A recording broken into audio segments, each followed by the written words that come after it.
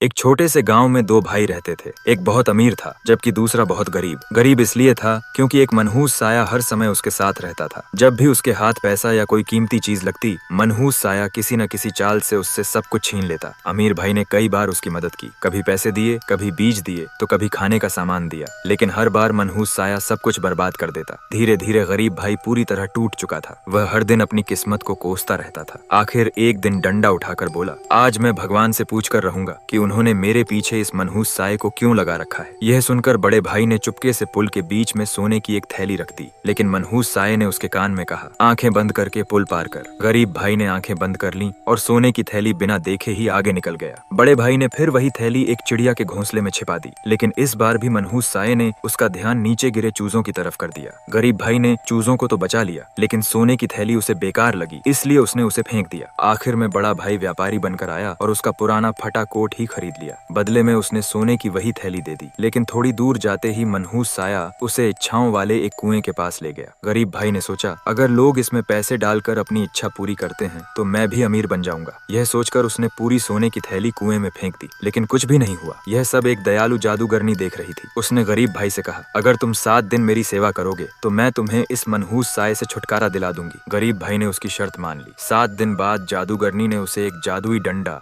एक रोटी और एक हड्डी दी। फिर बोली, रोटी अपने परिवार को खिलाना, फिर इस डंडे से मनहूस साये को इस हड्डी में कैद करके नदी में बहा देना। गरीब भाई ने वैसा ही किया। जादुई डंडे ने मनहूस साये को हड्डी में कैद कर दिया। उसने तुरंत हड्डी के दोनों सिरे बंद किए और उसे नदी में बहा दिया। उसी दिन से उसकी किस्मत बदल गई। वह धीरे धीरे अमीर बन गया, लेकिन कई साल बाद उसका सबसे छोटा बेटा नदी किनारे खेलते खेलते वही हड्डी उठा लाया। बूढ़ा पिता घबरा कर चिल्लाया, लेकिन तब तक बहुत देर हो चुकी थी।